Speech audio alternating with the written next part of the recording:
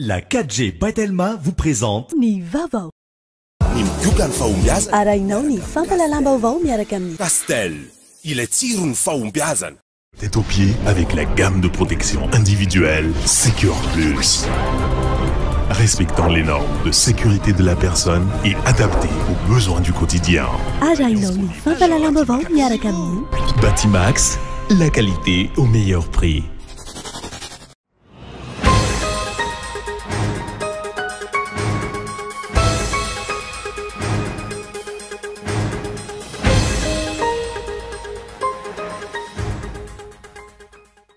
Itony alatsinainy izao ny fitakiana ataondreo solombavambahoaka ho an'ny fanovana sy ireo vahoaka miaraka aminy tsy hijanona ary hamafy zany raha toa ka tsy voavaly ny fitakiana ny fametra-pialan'ny filoham-pirenena era Jonary Mampianina.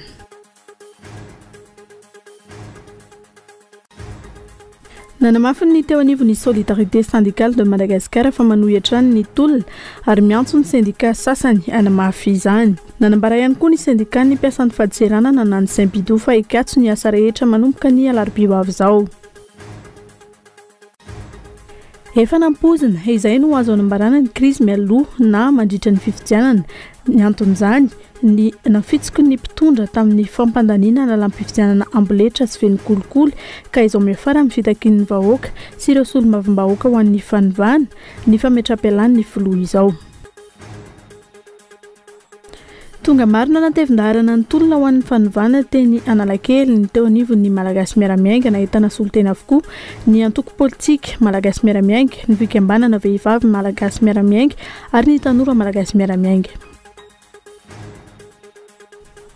Farany any ivelany dia mampametra-pantaniana ny toy ny fifandraisan-tana ny filoham-pirenena Koreana rotonta ho voaja marina avy ny fifanarahana hatreto miaramila Amerikanina mahery ny 7,4 ny voatery hiala ao Pyongyang manany fifanarahana amin'ny Korea Avaratra ireo olona sasany. Ny antsipirin'ireo arahinao avy hatrany.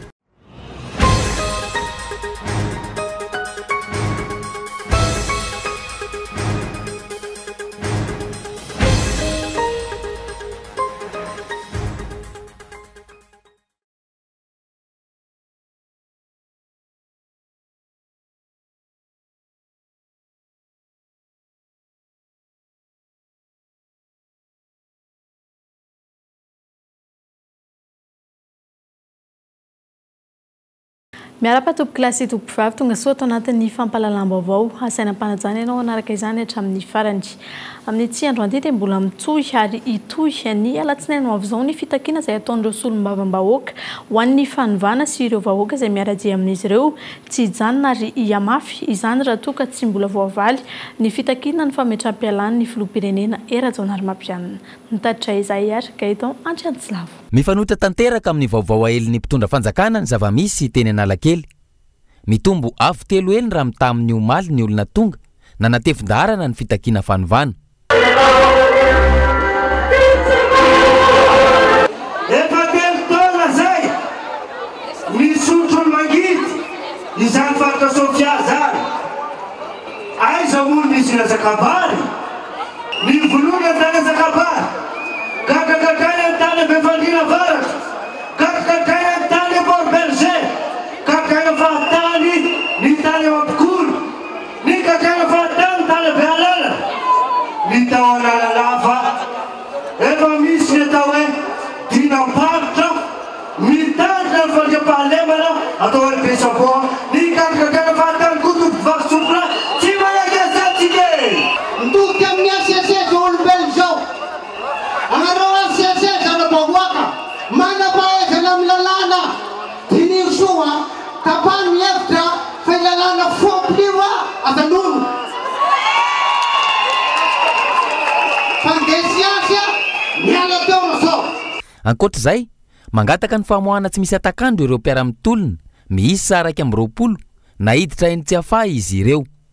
Enotsika tsara araky ny vaovao farany dia misy olona mpitolona niaraka amintsika tamin'ny asabotsy miisa 120. Eno tsara za 120 sasany maratra sasany tapatongotra nampidirina any tsy hafahy any amponja amin'izao tsika miteny zao. takitsika amin'ny fitsarana ny amoana tsy sadakanjo reo olona raika amby roapolo eo tsy ireo ny tokony hiditra tsy ireo ny tokony samborina fa rajonary mampiany mampiesina mpamon'olona ny tokony samborina hiditrany fa tsy olona mitolona ho antandrazana no ampidirina ho any aponja tsy aketika zany tompoklazy tompofavy avoainareo amin'ny fitsarana zao dia zao raha tsy mivoaka io ratsinainy a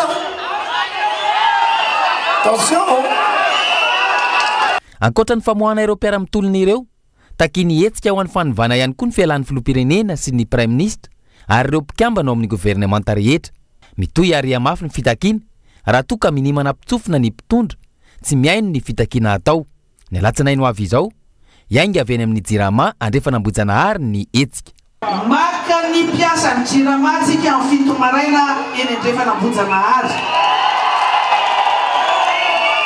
dia raha milatsinainy maraina amin'ny fito ny antony reo mpiasa reo a raha voatanany amin'ny fito efa lasany amin'ny toerana faneriterena hiasa fantatritsika ny jery faneriterena mahazo any syndicat ny jirama marobe ao ka ho avy isika tsy androba ny jirama tsy anao ankeriny fa amoaka mpiasa sy iaraka mpiasa iaraka amintsika eto rehefa vitany any miaraka ny solombavavoaka hatrany maka ny mpiasa rehetritsika misy aty Ambojatovo misy ao Aboida misy any Antananareny ny Anosy Manontolo vitaitsika ny amoana an'ireo mpiasa rehetra reo miaraka amintsika ny mpiasa efa miandry fotsiny atsika fa noho ny faneriterena atao ministre sekretera generaly ny tale generaly dia aleo zay ny fanandrina aminy fa ianareo kosa miaraka aminay manotrina anay tsy mbola maka ministère tsika maka mpiasa tsika amin'ny fotoana mamety anazy ny zavatra zany nataotsika ny alatsinainy ho avy izao araka izany no itoy ny tolona ho an'ny fanovana fa tonga marina natevin-darana ny tolona ho an'ny fanovana teny Analakely ihany koa ny teo anivo ny malagasy miara-miaingy nahitana solotena avokoa ny antoko politika malagasy miara-miaingy ny fikambanana vehivavy malagasy miara-miaingy ary ny tanora malagasy miara-miaingy nahitana solotena ihany koa ny avy any amin'ny faritra ny andindin'izay erana amin'ny Gaëtan Andriantsilava hatrany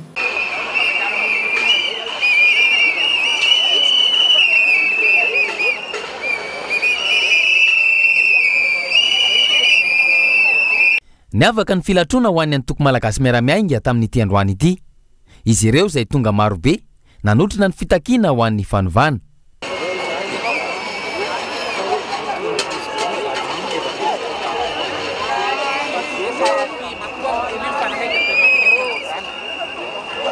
nahitana solotena ny antoko politika malagasy miara-miainga ny fikambanana vehivavy malagasy miara-miainga ary ny tanora malagasy miara-miainga nahitana ireo solotena avy any amin'ny faritra Itasy ihany koa na natevin-darana azy ireo ay mpikamanao amin'ny antoko malagasy miara-miainga amin'ny faritra Itasy dia manohana tsisy fepetra ny fitakiana atao amin'ny député telo amby fitopolo izay mitaky ny fialana zanamampianina sy ny ekipany dia aperakay mazava tsara zany fa manonga tanteraka ny tsy député zany any malagasy miara-miainga ho an'ny distrikta Arivony Mamo faritra Itasy manokana efa najory ny komity manohana ireo solombavam-bahoaka ny fanovana dia natafatsangana zany ny komity manohana ny ireo solombavam-bahoaka ho an'ny fiovana ka izany indrindra no ankaherezana ianareo solombavam-bahoaka sy amporisihana ianareo mba hijoro hatramin'ny farany tsy manaiky ho rebireben'ny vahiny zany isika satria ireo vahiny ireo ihany no efa nitondra korontana ho an'ny firenentsika ary eto izay dia manao antsoavantsika vahoaka malagasy indrindra amin'ny faritra Itasy ny distrikana Arivony Mamo mba ho avy anatevin-darana izao tolona izao satria tsy mety tsony efa tafahoatra loatra ny mangidy entin'ny firenena ka miantso atsika ndao hiara-entana ndao hifanohana mialy rajonary mampianina mialy rivo rakoto vao sy ny firongony rehetrarehetra raha ny fanazavana mbola mitohy ny raha matahora ataon'ny fitondrana amin'izao fotoana raha ny faritra Itasy manokana no resahana indrindra aloha dia mankasitraka anareo député telo amby fitopolo mianadahy izay atao hoe vinahitana an'izao hetsy-bahoaka izao ity dia efa tolona miroso ary efa misy manantena fa efa fandresena ngeza be zao fa kosa amin'ny maha hoe tompona andraikitra ny tena teo amin'ny faritra itasy zany a dia mba mitodika any amin'ny faritra tsirairay ao mantsy misy sasatsasany amin'ny apetraka fitondrana any dia manao menasy an'ireny commune reny atao hoe antefasana inspection ianao rehefa tsy mitovy hevitra dia tsotra ny valiny ho anareo zay be ny tanàna kazo zay fandrahoana an'izay a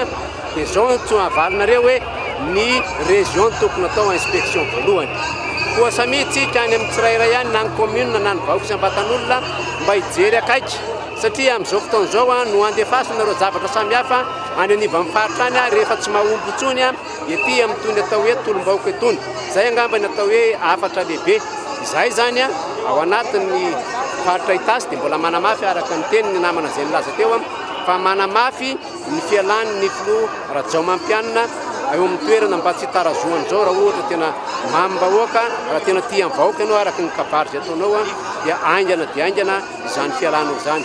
Hatrany ampiandohan'ny fitondrana SVM raha tsy ivina no efa nijoro mpanohitra ny malagasy miaramiainga. Ny teny sy nanitsy ireo tsinety rehetra ataon'ny fitondrana saingy nandritra izay fotoana izay ny ninana mpitsofina ny mpitondra tsy nijanona hatreo anefa fa ireo izay niezaka nanory sy nanitsy ho fanatsarana ny firenena indray no voalaza fa manakorontana.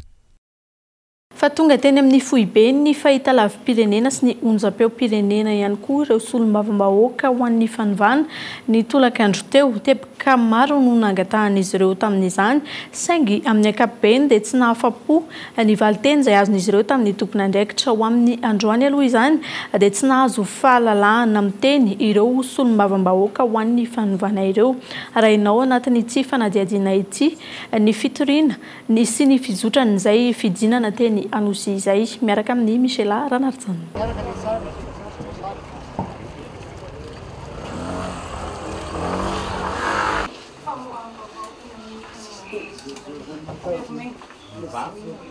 Satria fanajana matoa zahay député no mandeha aty dia ho fanajanay anareo responsable ato amin'ny RNM sy ny TVM. Tokony tamin'ny 3 ora tolakandro solombavam-bahoaka ny fanovana miisa 12 no niaraka nidina teny amin'ny foibe ny TVM sy ny RNM tonga teny an-toerana tsy nisy na tompony andraikitra iray aza nandray azy ireo ankoatra ny mpanao gazety iray eo anivon'ny RNM.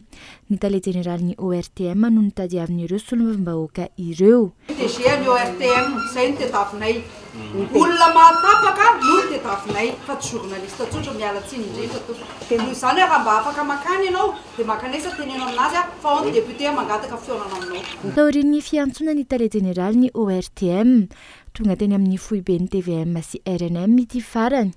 Nisy ny fifampiresahana teo amin'ireo solombavam-bahoaka sy ireo tale général eo anivon'ity fahitalavim-pirenena ity. Tepika maromaro no nitakian'ireo solombavam-bahoaka ny fanovana ireo. Nangataka hitandan-tenina zany hoe fahazoantsika lalana hiteny mitovy amin'ny TVM ao amin'ny haino amanjery-panjakana. Faharoa mihazoantsika vahoaka na association na syndicat na député manohana n'ity polina tia mba miteny amin'ny TVM sy RNM ohatra ny ataon'ny mpanohana ny SVM sy fitondram-panjakana isan'andro isan'andro. Fa ny tena goavana dia ny nangatahanay ny radio miara-manonja miainga avy any amin'ny RNM sy TVM. Misy araka izany ny fiantson'ny tale général ny ORTM ny ministry ny serasera taorian'izay no nilazany fa tepika vitivity izay tsy tao amin'ireo nangatahan'ireo solombavam-bahoaka no azo tanterahiny. Ny tondro izay telo ary miantso ny lehibenay dia mato ministra dia tahaka izao zany ny fanapahan-kevitra avy aty amin'ny ministera izay lehibenay na tiana na tsy tiana aloha hatramin'izao. Ny vaovaon'ny 13 mai dia andeha araka ny tokony misy foana. Ny fanambarana samihafa mitory fanohanana ny amin'ny 13 mai dia ho balansena miaraka amin'ny ny fanambarana avy amin'ny mpanohana ny fitondrana. Miara-manonja dia tsy nivoanay le izy fa nivoan'ny gouvernemanta hoe andriamatoa ministra ka dia anjarany izany manapa-kevitra amin'izay. Andao anao débat contradictoire manomboka amin'ny herinandro ambony tsy manino ianareo 73 député sur zareo 79 député 75 ay 60 tsy nahafa-po ho amin'ny andrana aloha izany tsy nahazo fahalalana amin'ny teny tao amin'ny TVM sy RNM ireo solombavambahoaka ny fanovana ireo fanapahan-kevitra ny resaka daholo izy izany fanapahan-kevitra ny resako tanareo teo fa mikasika ny miara-manonja ozy izy dia nomeko ny lehibeko dia ny lehibe zany ny teny hoe tsy maintsy dinina amin'ny miaraka amin'ny gouvernement maromaro zay tany meko ny député raha maromaro no mipetraka manoloany ny zavan-tranga teny Anosiny. Ministry ny serasera samy ministry ny TVM sy ny RNM ny ministra Roly Mercia. Télévision sy onjam-peo-pirenena tokoa ve ny antsona ny TVM sy ny RNM sa télévision sy onjam-peo ny ministra. Ialana amin'izay zavatra mety hitranga. Tezitra mafy ny vahoaka raha ohatra ka tsy manaiky ny filany ianao izay olona piasana hafa ny zavatra mety izy. Dia iteny koa zany zahay zao hanasa tanany zahay monsieur le DG satria efa nanao tena démarche faratampony zao taonay aminareo zao samy piasa mpanjakantsika mifampicomprendre fa kosa raha situation exceptionnelle donc solution exceptionnelle. Fa tsy hita tsireny ministra ny mponina manoloana ny zavan-tranga eto amin'ny firenena izay namoizana ain'olona tamin'ny herin'ny androany voatonona ihany koa ny kolikoly eo anivon'ny ministera ny fanabeazam-pirenena izay no ampahany amin'ny fanehoan-kevitra ny solombavambahoaka Volaingo Marie Thérèse avy amin'ny antoko malagasy miaramiainga ny tolakandro teo Henri Florian no mitatitra aminao ny andindinina. Ny votra nandritra ny lahateny nataon'ny solombavambahoaka Volaingo Marie Thérèse avy amin'ny antoko malagasy miaramiainga androany nandritra ny lahateny nataony fa tsy hita ary tsy mahavita ny asa ny ministry ny mponina sy miany vehivavy manoloana ny fijalian'ny vahoaka. Hainy ny tsikera fa rehefa totry ny vola izy dia tsy hita intsony raha nambarana ity solombavambahoaka ny MMM ity hatrany. Nanoloana ny toe-javatra ny seho ny sabotsy lasa teo manampamaso ny ministry ny mponina. Tsika vehivavy nosokajin'olona mijaly indrindra. Tsika vehivavy tsy misy pijery. Manana ministra isika, ministry ny mponina sy miahy ny vehivavy. Inona ny ataon'io ramatoa ministra io? Mba efa nijerentsika ve io ministra io? Na izy ary milaza tena pitsikera taloha pitsikera mahay resaka nefa rehefa nomena toerana inona ny nataony? Inona izy? Tamin'ny herin'ny androany tamin'ny sabotsy nisy zavatra ny seho teto, misy ny maty, misy ny naratra, misy ny migatra. Inona ny ataon'ny ministera ny mponina hatramin'izao? Manginy izy? Tsy miteny izy? Manana piavy atsika sa tsy manana piahy? Tsika mponina inona tokony tenenina aminy? Ramatoa ministra Ontina Realy tsy manana piaza vehivavy, tsy manana pijery ny mponina. Mialy ianao, za vehivavy mitovy aminao miteny aminao fa tsy misy piaza vehivavy. Nanamafy ihany koa izy fa ao amin'ny ministera ny fampianarana ny be kolikoly indrindra amin'izao fitondrana izao, indrindra teo anivon'ny fandraisana mpampianatra ho mpiasam-panjakana. No mahavan'ny ministry ny fampianarana ny lanjan'ny mpampianatra. Tsika mpampianatra ny mpiasam-panjakana maro indrindra eran'ny Madagasikara. Nefa tsika ihany koa ny ambany karama indrindra. Inona ny zavatra mahazo atsika mpampianatra taon'izao fitondrana izao? Iza anaran'ny ministra tsika? Andrasoepody, Ngiapody, Andrasoepody. Fa ministera ny fampianarana no be kolikoly indrindra tamin'ity fitondrana ity. Recrutement na mpampianatra, afera ampidirana mpampianatra. Misy syndicat omena vahana, mpamono afo, misy olona toky namanamana tsary miasa, namanamana ampidirana ho fonctionnaire. Mpampianatra framba miasa ny ambanivohitra tsy manam-bola dia tsy raisina. Grille indiciaire ny mpampianatra tsisy ny hetsika hatramin'izao. be dia be ny mpampianatra ny raisina ho mpiasam-panjakana nomena contrat hatramin'izao mbola tsy azo ny karamany hatramintsika amin'izao miteny zao tamin'ny farany taona ny tapahana ny karamany mpampianatra be dia be ny mpampianatra mbola takapoka karama ka takinay ny amerenana ny karamany mpiasam-panjakana rehetra zay mbola tapaka hatramin'izao ianao ngiapony ny tokony miala sady ianao tsy mpampianatra mitaky izahay olona mpampianatra no ministera mitantana anay fa tsy ianao tsy mpampianatra ka mijorotsika mpampianatra manomboka zao aza manaiky ambanimbaniana tsony tsy ekena ny fanaovana tsinotsinona ny mpiasam-panjakana sy ny vahoaka malagasy itoy hatrany ny hetsika amin'ny alatsinainy ho avy izao etsy amin'ny kianja ny 13 Mey. Mbola mifandraika amin'izay hatrany dia tokony hametra-pialana ny filoham-pirenena raha ohatra ka tonga saina amin'ny zava-mitranga amin'izao fotoana izao ny solombavambahoaka voafidy tao manja nanamafy izany ihany koa izy fa tara loatra ny fifampidiniana izay kasainy ny filohan'ny antenimieram-pirenena ho tanterahana Kaiton Janslavo. Tontolo sasoa tsara ny tatitra nataon'ny solombavambahoaka malagasy miaramiaingy voafidy tany manja tamin'ny vahoaka tany an-toerana ny 7 ny volana Aprily lasa teo. Miombon-kevitra tanteraka amin'ny fitakiana fanovana ireo mponina any an-toerana raha ny fanazavana. Zaho avy any aminay ary nampafantatra ny vahoaka mikasika fandehandraha eo izany hoe nanao tatitra aho zany tamin'ny vahoaka mikasika an'ilay fandehan'ny fivoria ary nanentana an'ilay vahoaka na dia agny hagnaraka an'ilay tolona ary hanoa. Tamin'izay moa ray aman-dreny maromaro mitondra hafatra voalohany ny vahoaka namanja tsy akanavana ko zany dia manohana ny titolona ty manaraka an'izay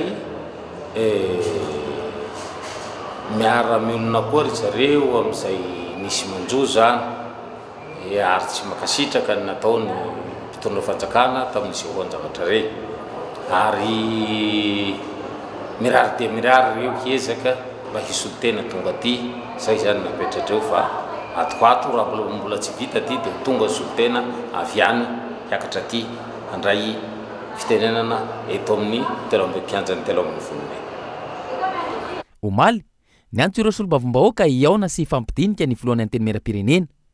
Efa tara loatra izany raha ny fanazavana ary efa tsy izany no fitakiana atao fa ny fametraha-pialan'ny filoham-pirenena sy ireo mpikambana rehetra eo anivon'ny governemanta.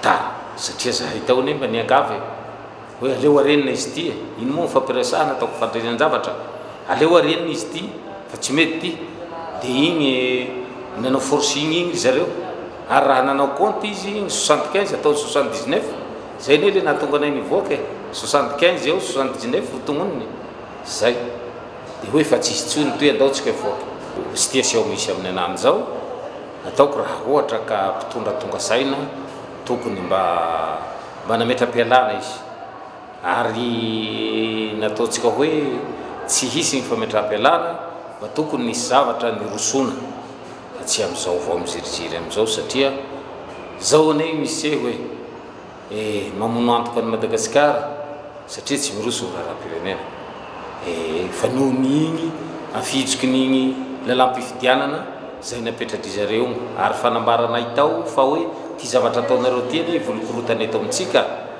satria lalam-pifidianana tsy fatapatatsy hay zany hoe atao zay halany azy zany zay ro raha nisy tao satria tatenako zao membre ny commission juridique.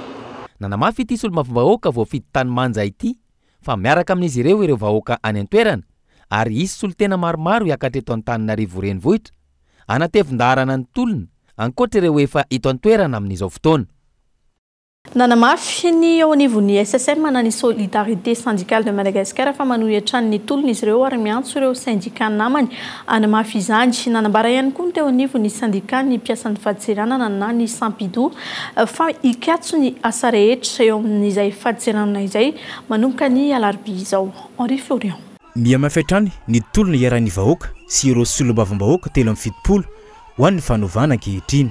Mihitatra any amin'ny faritra ny tolona manampy izany ireo syndicat sy ireo fikambanana manamafy ny fanohanana ny tolona andresena ny kolokolo sy ny jadona ataon'ny fitondrana. Manamafy ny eo anivon'ny SSM androany tetsy amin'ny kianjan'ny 13 Mey fa efa nifampirisaka tsara tamin'ireo solombavambahoaka ho an'ny fanovana ireo. Fantanina hoe eto amin'izao toerana fitolomana izao. Izahay alohany natongavana teto atsika mpiasa dia efa nifampiresaka mazava tsara tamin'ireo solombavam-bahoaka ny fanovana ireo. Ary rehefa nifampiresaka izahay dia efa nametraka tsara fa tolona ho amin'ny fanovana no ho atao. Ary efa nifanaraka tsara ho amin'izany izahay. Ary raha resaka fanovana izany dia maro be ireo zavatra zay efa marary atsika mpiasa rehetra. Zay efa nifanarahana tamin'ireo solombavam-bahoaka rehetra fa ho tanterahana izany. Santonany amin'izany mba tsy ho lava ny resaka dia izao marary atsika. Indrindrandrindra ny hoe rehefa manao recrutement dia tsy maintsy manome vola amin'ireo tompona ndraiky mpanjakana ireo. Dia tsy maintsy manome vola hono any voangy nationary mampianina. Fa izahay syndicat dia hitazona ny tandrony amin'ity tolona ity.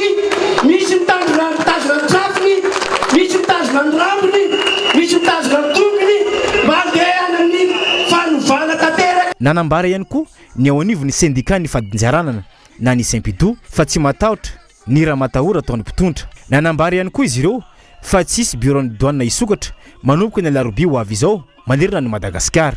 Ka izahay dia tsotra ny teninay, izahay tsy matahotra raha matahora tompoko. Ataovy daholo ny menace fa izahay tsy miepitra hatramin'ny farany. Ary ho avy ny Saint-Pidou manokana dia efa miteny amintsika fa manerana amin'ny Madagasikara manomboka amin'ny alarobia izao tsy misy birao miasa izany ny Saint-Pidou douane zany. Efa papaparina isika mpanjifa ny douane rehetrarehetra fa tsy hisy ny opération de douanement ntsony avery izay mandeha.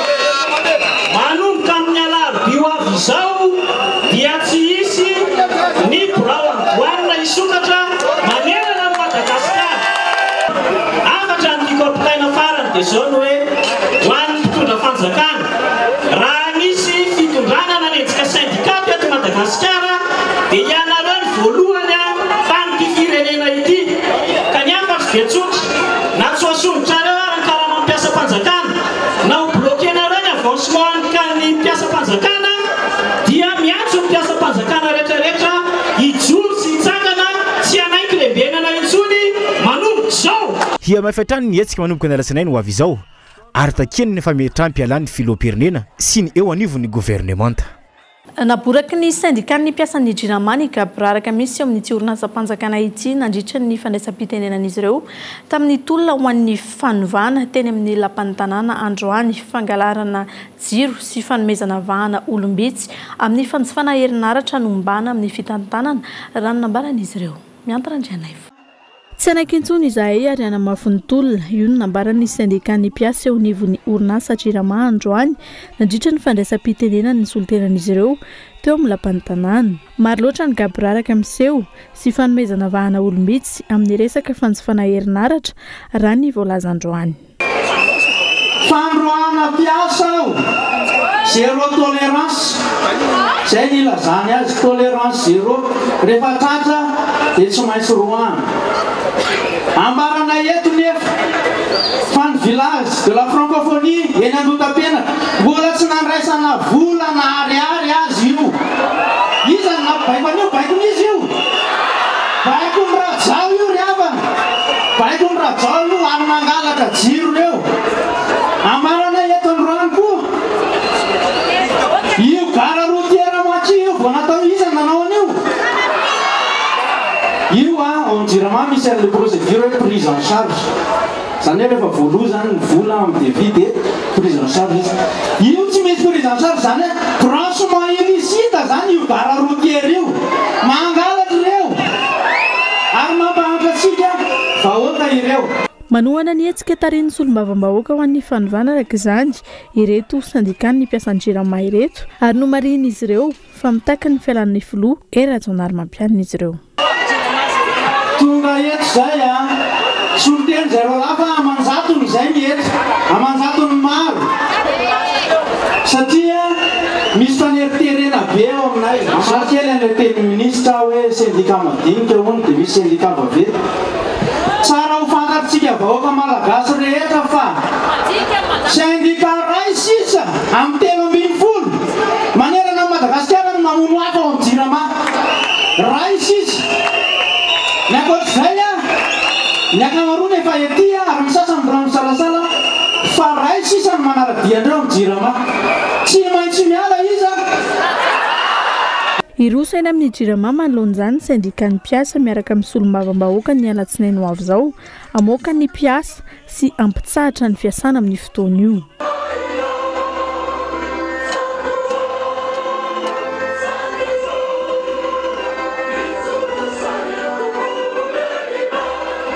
efa nampozina izay no azo anambarana ny krizy mialona mandritra ny fifidianana tsy inona nefa ny mahatonga izany fa vokatry ny nafitsoko ny fitondram-panjakana tamin'ny fampandaniana ny lalampy-fifidianana amin'ny feno amboletra sy feno kolikoly ka izao miafara amin'ny fitakiana ny fametram-pialany ny filoham-pirenena razonary mampianana izao ny andidin'izay ao anatin'ny matoan-datsoratra ihany raharzao hanao ahoana andrasana ny fanapahana avy amin'ny fitsarana avy momba ny lalam-pandrenana taoriny ny fametrahany ireo solombavambahoaka ho an'ny fanovana fitoriana ny filoham-pirenena tsy nanangana ny fitsarana avy na ny haute cour de justice izay tokony ho vita 12 volana taorina natanterahana ny fiainanany filohan'ny republikan'ny Madagasikara. Nisy ihany koa ny fametrahana fitoriana izay tompona andraikitra voalohany tamin'ny famonoana malagasy tamin'ny sabotsy faraka amin'ny 20 Avril lasa teo.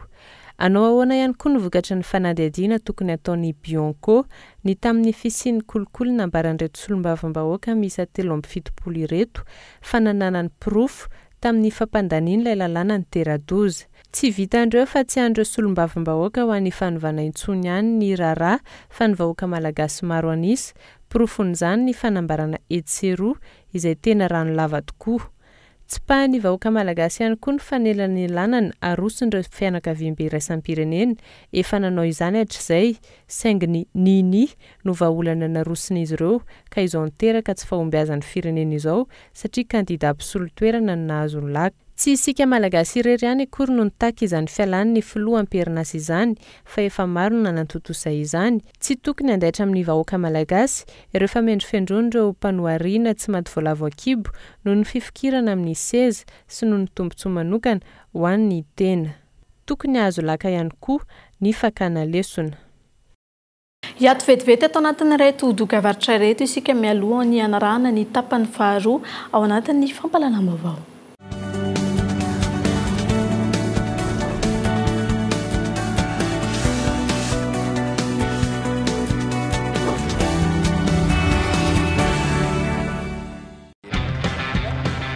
Oui, appel vers tous les opérateurs.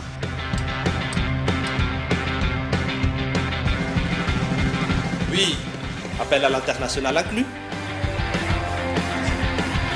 Oui, mes SMS, je ne les compte plus.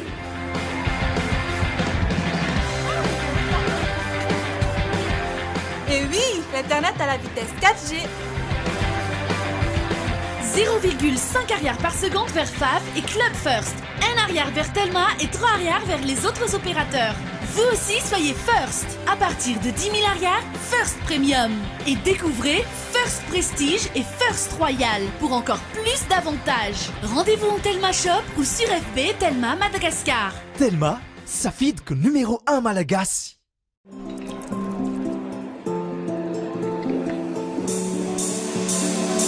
Ny olona mahomby eo amin'ny fiainana dia ireo izay tia milavilefina manoloana ny ady. Olona mahay mitrandraka ny fahombiazana eo amin'izay sehatra misy azy. Tsy miaohatra, tsy misalasala, fa mandray an-tanana no aviny.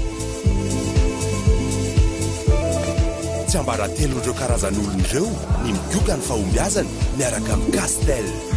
Castel, ilay tsiro ny fahombiazana. Efa azonao jifaina amin'ny endriny 5 centilitatra.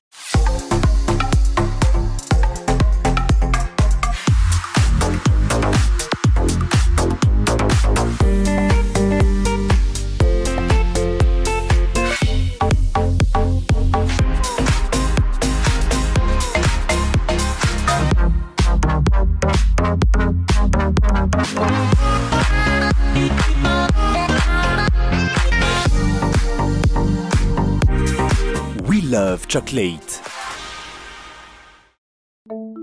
Fantageons Z2S na zone économique spéciale. Fivarotana ankolaka ny tanindrazana ve ny Z2S?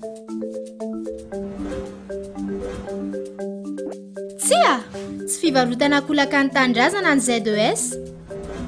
Ny fanomezan-dalan'andreo développeur Z2S dia tsy mihoatra ny 30 taona izay azo avaozina raha hita fa mety ary ilaina. Fifanarahana mazava sy mangarahara no ametrahana ny fifanarahana. Fanomezana vahana amin'ny fibodon'ny vahiny ny tany eto Madagasikara ve ny Z2S? Tsia, masy mandidy tanteraka ny fanjakana malagasy amin'ny fanapahana mikasika ny fananganana Z2S, na seha-panjakana io na sehatra tsy miankina. Izany dia atao amin'ny alalan'ny didim-pitondrana. Z2S antoky ny fampandrosoana ny toe-karena sy ny sosialy.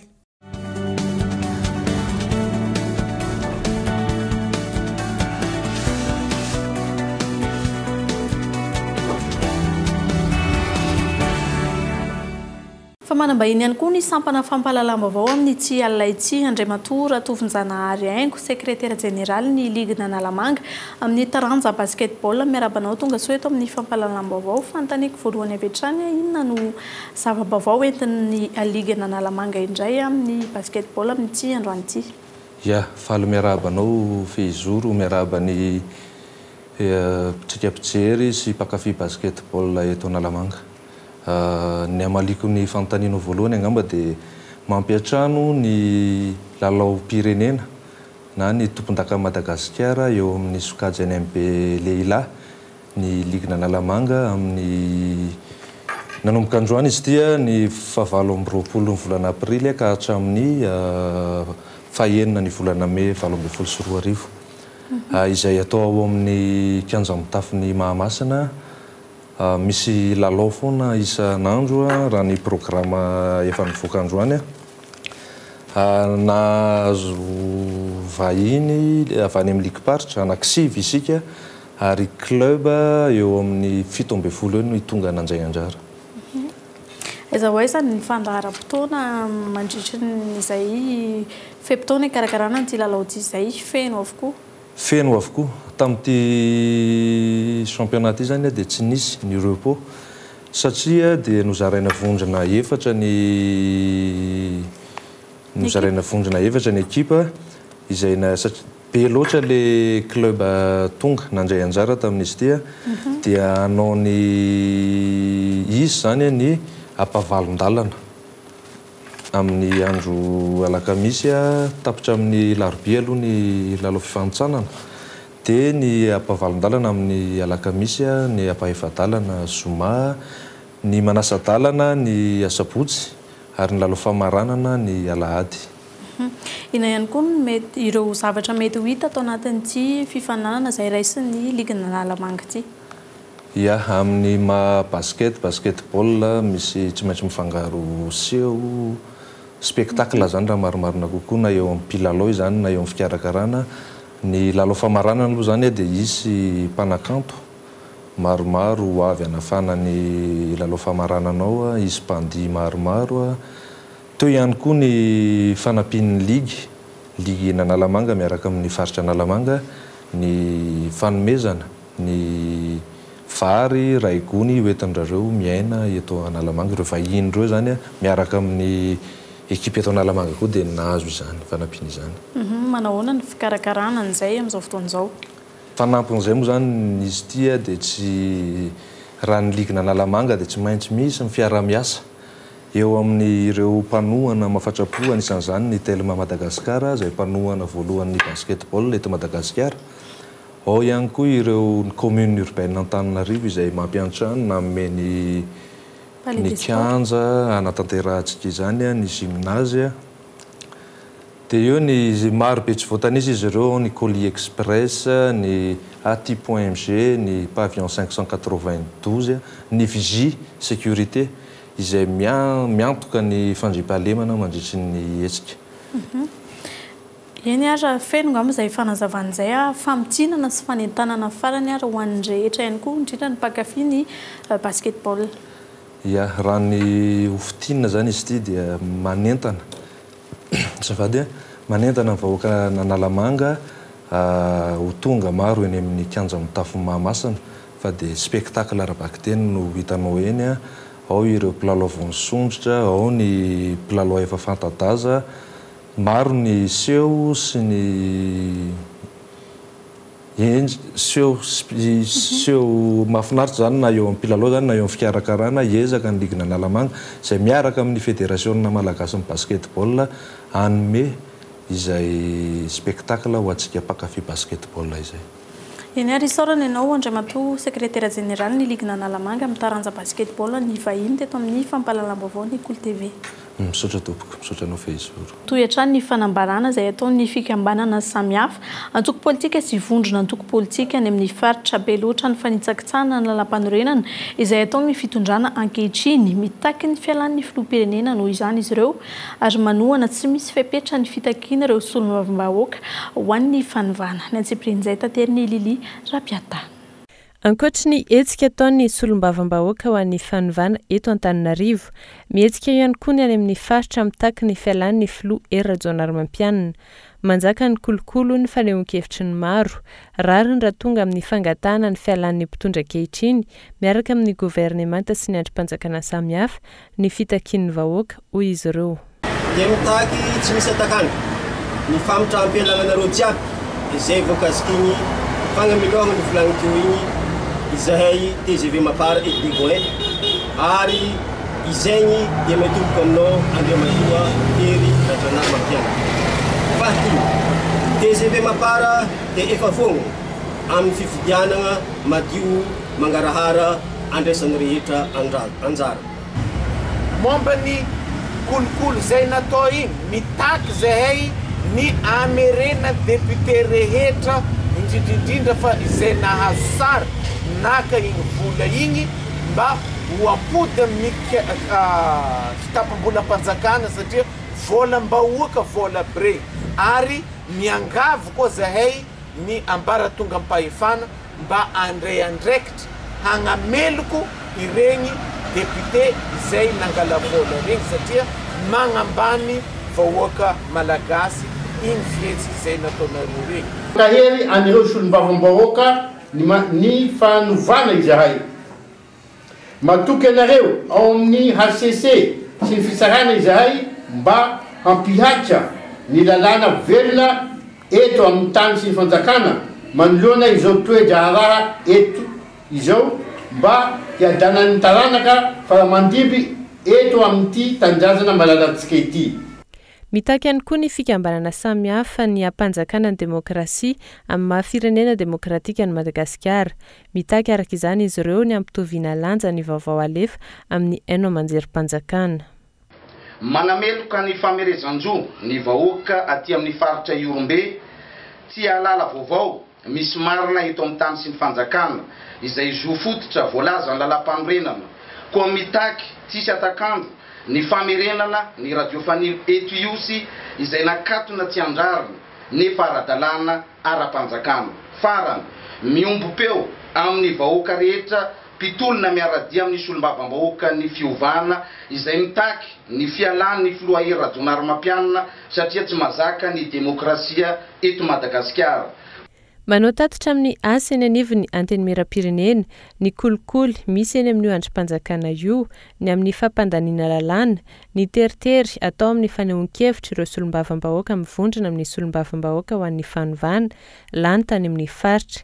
Ny fikambanana samihafa kosa manatevin-darana ny fitakiana ataon'ireo solombavam-bahoaka. Faraky ny efa nitaterina teto amin'ny fampahalalam-baovao hatrany dia tsy mijanona eto an-drenivohitra intsony ny hetsika izay tarihin'ireo solombavam-bahoaka ho an'ny fanovana ireo.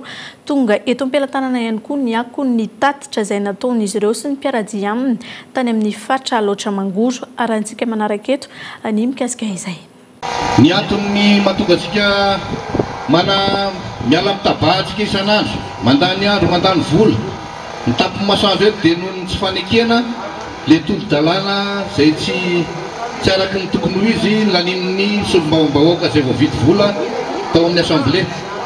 Fa ny resaka fitenenana eto dia mbola misy zava-doza noho iny lalàna ny laliana natao sesy boletra dia ny fandanina ny lalàna antsoina hoe Z2S zone économique spéciale na fiantsoana an'io tompolasy tompovavy fanomezana ny vahiny a ny taninao ny tanindry ny tanilahy fanomezana ny vahiny ny tany fotoana zao a tokony andraisantsika ndraikitra amin'izay a afampandrosoana anty tany malalatsika ty indrindra anty faritra aloatra mangory ty isorana an'Andriamanitra fa nisy solom-bavambahoaka zay avy aty amin'ny faritra loatra mangory na sa mitsipaka an'izany lalam-pifidianana zay mamoa faty zany an'izany lalàna Z2S zany a za tapisany député anankiray olona aiza ho aiza am'izany ny volantsika na malagasy mbola ohatrinona mena voaka tany an-tavatavitsika fe dia andraiky an'izany manina tsika nitakina andreo hiatra sy nidretrarehetra reo fa raha mbola ire tompoko dia amen'ny posy maromaro fonctionnaire tonga eto tsy fotoana ntsony ngamba zao amin'y fatatahorana satria efa lasa io tsisy hevitra ntsony io zany hoe tsy ekena intsony any kolokolo mahavolenta zay natao tamin'ny tao amin'ny lafa-panjakana tany Tsimbazaza tsy ekena intsony koa ny faneriterena ampiasam-panjakana ary tsy ekena koa ny fanalana ireo sefofoko-tany izay miasa satria mila mangarahara ny fifidianana ho takinay. Fa maneho hevitra ihany koa ny mpandrara sady tompona orinasa gazety sy manoloana ny toedrarah misy eto amin'ny firenena ankehitriny miaina tsindry samihafa ary manohy tohina ny fandrarana izay hita fa tsy miandany amin'ny fitondrana mipahana hatrany ihany koa ny finiavana ny mpitondra fanjakana ametra ny fahafahana maneho hevitra Lili Rapiatrany. Mampiteny ny mona ny teritery ataon'ny mpitondra ankehitriny amin'ireo mpandrara hita fa tsy miarady aminy raha nivoatra tamin'ny taratasy misokatra nosoratan'ny olom-pirenena iray sady mpandrara amin'ny sehatra maro ary tompona orinasa gazety Nainandria Citoyenne. Isan'ireo mpandrara manana orinasa maro, manana ny toerana eto amin'ny firenena ary mampiasa olona maro eo amin'ny sehatra ny fitaterana anabakabaka, ny banky, ny orinasa gazety sy ny maro hafa io mpandrara io. Miopapana ny tsindry atao amin'ny fakana etra, tsy fantatra mazava ny antony amin'ny orinasa.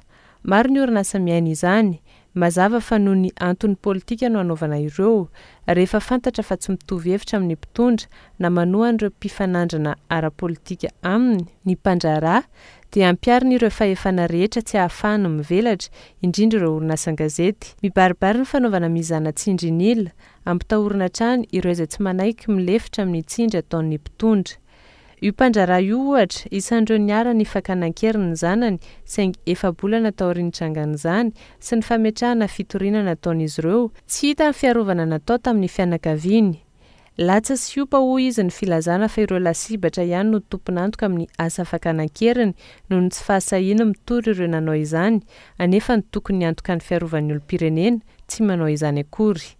Mametra-panontaniana ihany koa izy raha ny fandraisany anjara tamin'ny fampahafantarana ny Initiative pour l'émergence de Madagascar tany Paris no manelingelina mpitondra ankehitriny. Tsy afaka ny andray anjara amin'ny ady hevitra ho fampandrosoana ny firenena sy aneho ny fanohana ny hevitra iray ihany koa ve ny mpandrara. Manomboka manambatra ny hery aneho ny tsy fahazakana intsony sy hitaky ny zony ireo mpandrara ankehitriny. Manomboka mitaky ny zo aneho hevitra ihany koa ny olom-pirenena. Efa fantatra ho izy ankehitriny ny tompon'antoka raha toka misy ny fahavoazana mahazo azy sy ny fianakaviany.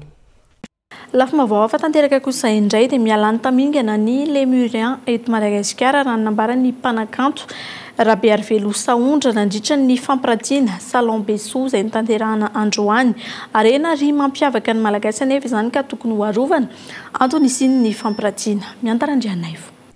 Mianatra ny Lemurien to Madagasikara tato anatin'ny taona maro.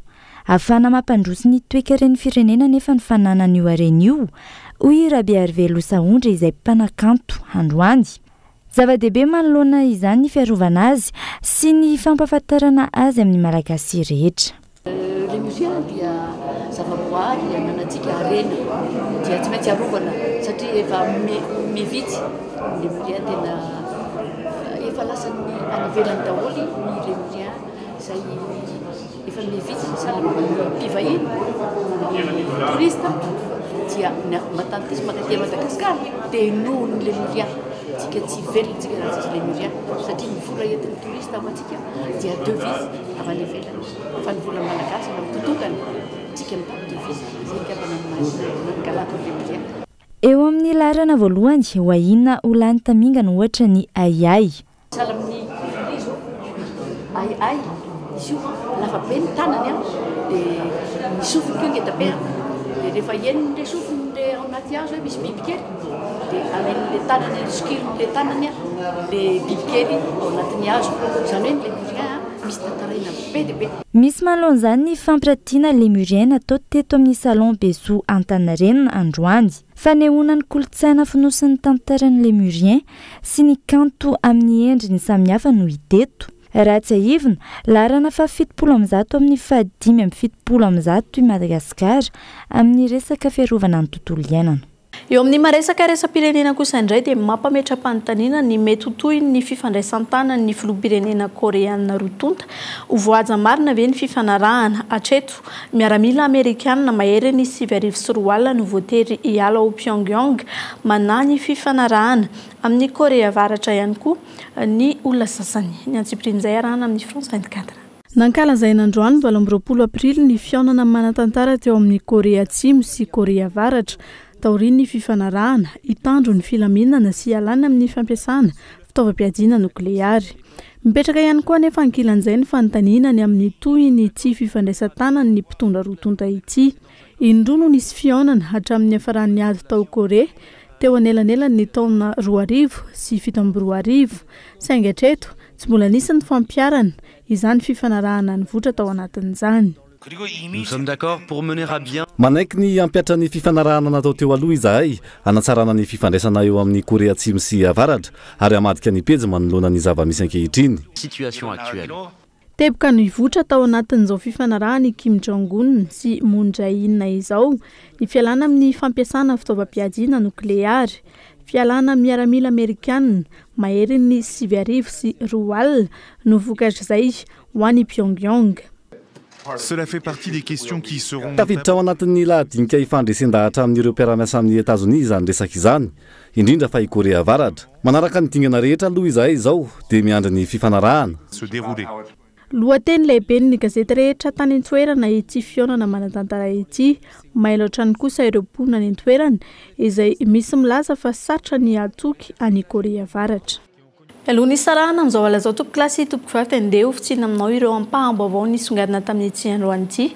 Itony alatsinainy izao ny fitakiana izay ataon'ireo solombavam-bahoaka ho an'ny fanovana sy ny vahoaka miaradia amin'izy ireo tsy janona ary iamafy izany raha toka tsy miala ny raha toka tsy tonga any amin'ny fametram-pialan'ny filoham-pirenena era-taonaromampianina. Nanamafy ihany koa ny solidarité syndicale de Madagascar fa manohy ny tolona ary miantso ireo syndicat namany ihany koa izy ireo ny sampidona ny syndicat ny mpiasan'ny fahadiseranana ihany koa dia fantatra fa ampikatso ny asan'izy ireo manomboka ny alarobia izao. Farany dia tonga maro nanatevin-daharana ny tolona izay arahana amin'ireo solombavam-bahoaka ny fanovana ihany koa ny teo anivon'ny antoko malagasy miara-miainga, ny vehivavy malagasy miara-miainga ary ny tanora malagasy miara-miainga. Izay ihany koa tompoko klasy tompoko vavy no entina indray manakatona tanteraka ny pejin'ny fampahalalam-baovao tamin'ny ity androany ity. Aorian'ny fampahalalam-baovao amin'ny teny frantsay no anarahanao ny fandaharana ankitsipo izay mikasika indrindra ny hetsika ireo solombavam-bahoaka ho an'ny fanovana ireo. Veloma tompoko.